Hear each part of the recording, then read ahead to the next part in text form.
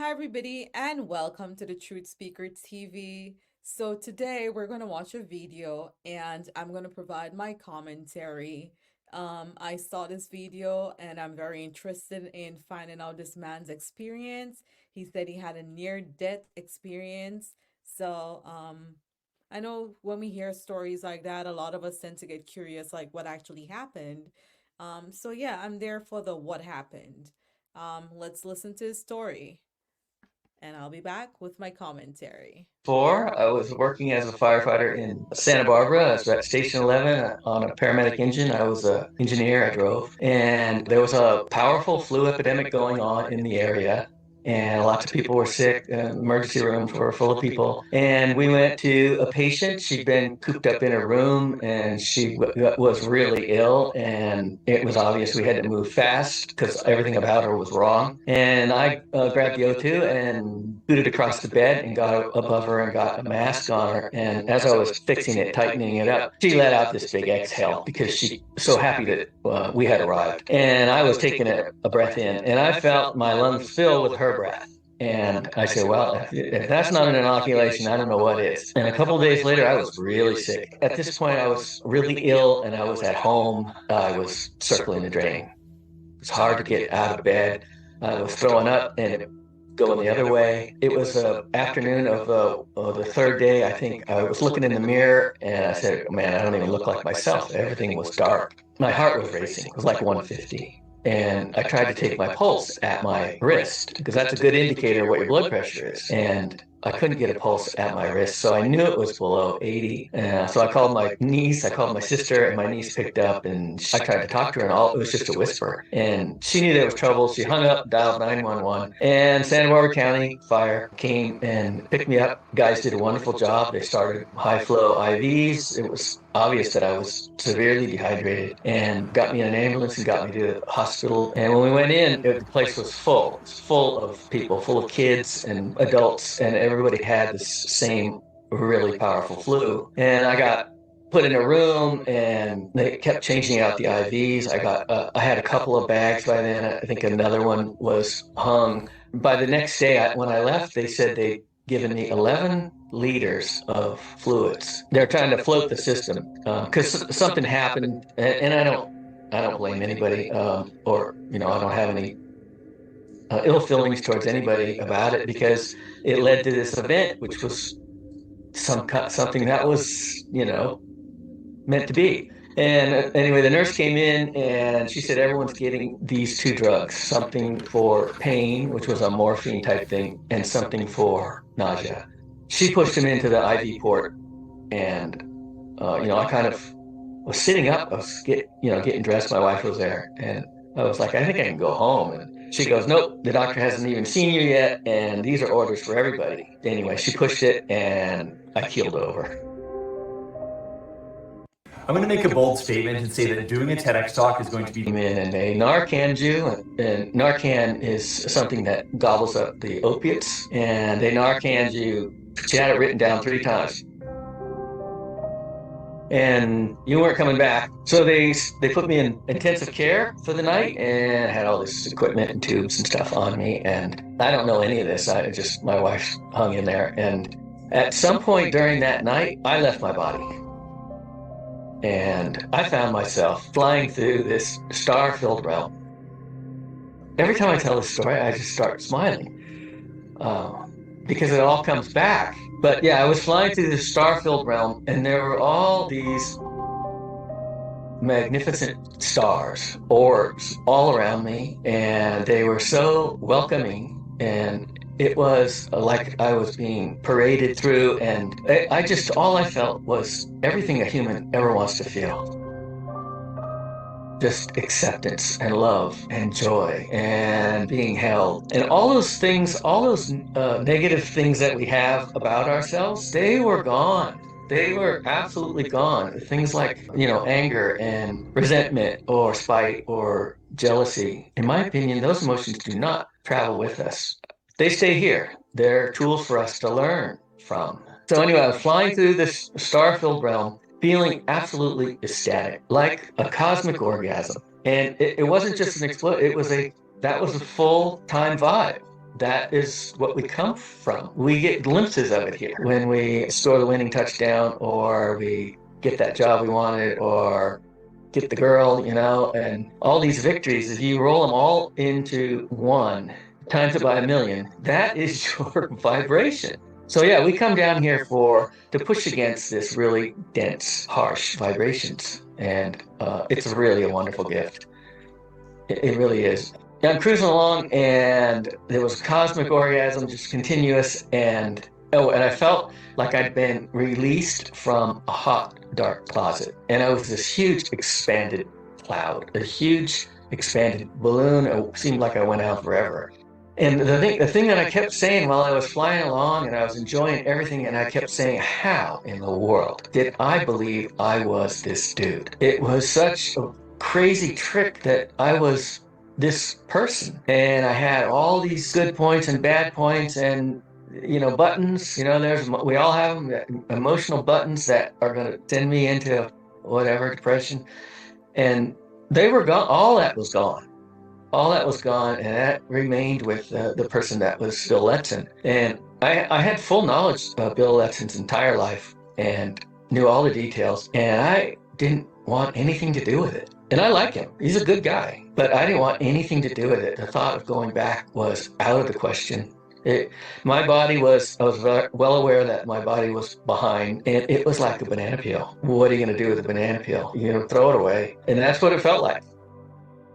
So I fly along, and then all of a sudden I landed. I landed in a place that was solid. It had indirect lighting, and there were gurneys around, and there was equipment that was hanging from the ceiling. It was like a facility or a clinic or something. And right in front of me there were beings. There were these three short little hooded guys, and they looked exactly like those beings in the movie Communion. The guys I saw, they were in front of me. They had big smiles on their face, and they had these dark hoods and squatty little bodies. And one woman wrote to me, and she said, I was taken by these many times as a kid. And she goes, I called them the Warthog Man. The Warthog Man had come and taken me. And she said, when I saw that movie Communion, I dropped my popcorn. And says that they looked exactly like that. And I've gotten a number of emails from people saying, thank you for doing this, because I thought it was just mine. So anyway, yeah, they look kind of, I don't know, creepy is the right word, but they look different. But for me, they were sweethearts. And they were saying things like, how was it? What did you learn? What can you tell us? And I was extremely confused. All of a sudden, I was in this place with these beings from a cartoon, basically. And one of them stepped forward, and he took a long look at me, and then he turned to the other two, and he said, he doesn't remember us. And they all started giggling. And I was like, well, guys, I'm having a little trouble. All of a sudden, things are very strange from my perspective, and I kind of remember you, but give me a little time. And they were giggling and bouncing around, and they were wonderful. And then there was this other guy, and he was sort of in charge. He was kind of in the background. He came forward, and he was this tall, wispy guy, and he had this incredible ecstatic smile. His eyes were open, his eyebrows were up, and he had this wonderful smile and laugh. And he was obviously in charge, but he was the best boss anybody could ever have. He wasn't, very strict at all. When he came forward towards me, my throat just tightened and my chest expanded. And I thought I was going to break down in uncontrollable crying from love. There was so much love pouring from this being that it was overwhelming. It was paralyzing. And I just loved it. I loved those guys. He was cool. There was some back and forth stuff. And every time I said something, he had this chuckle. I could feel it inside of me. He had this laugh between a father and a child. And he loved me unconditionally. And at one point I said, I'm not going back there. No way, no how, ever. So I guess I got to move on from this place eventually. And so, what's next? A review of my life? Would you guys like to get started with that? And he just loved that. He just cracked up like I was a little toddler trying to take over. And he said, sure, let's do that. How do you want to start? So I started talking, and I was telling him. Okay, so I think we got a gist of what, this man experienced, right? And the reason why I wanted to watch this video is because lately I've been testing everything against the word, right? His story is his story, right? Is it biblical? No. I've never read in the Bible of there being like three little hooded men, right? In God's presence, right? Okay, so in Revelations, when it speaks about who's in God's presence, right? There isn't a mention of three little gnomes or three little creature people, right? We heard about the four living creatures as it is in Revelations 4:8, verse 11, right? This is a King James Version, and it says, "The four living creatures, each having 6 wings, were full of eyes around and within, and they do not rest day or night, saying, Holy, holy, holy, Lord God Almighty, who was and is to come." Right? And it was also, then we go down to 9, and it says, "Whenever the living creatures give glory and honor and thanks to him who sits on the throne, who lives forever and ever, 24 elders fall down before him who sits on the throne and worship him, who lives forever and ever, and cast their crowns before the throne, saying, You are worthy, O Lord, to receive glory and honor and power, for you created all things, and by your will they were created."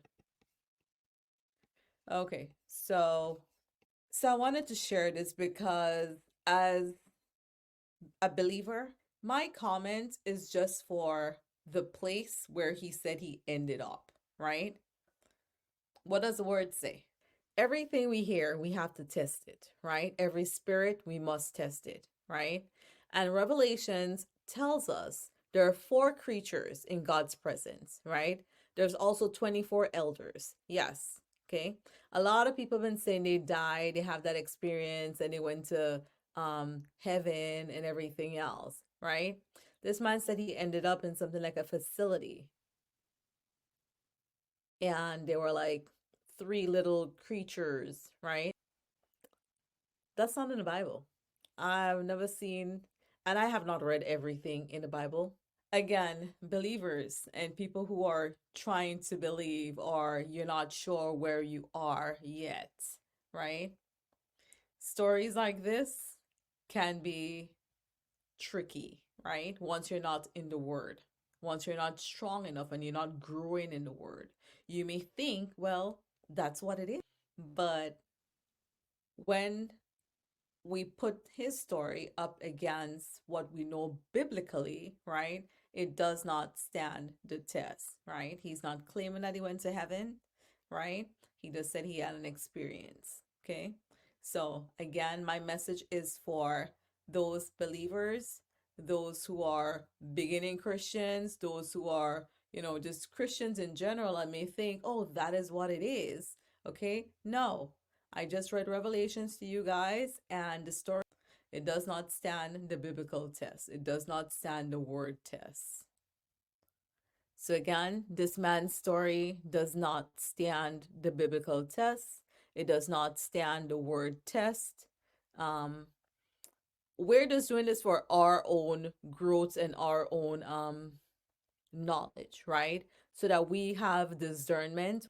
We're learning to fine tune our discernment, right? We're learning to see something, a picture, right? Hear something and test it against the word, right? Where is that in scripture? So we're building that skill together, right? So he said what he said. Does it stand up? No, it does not.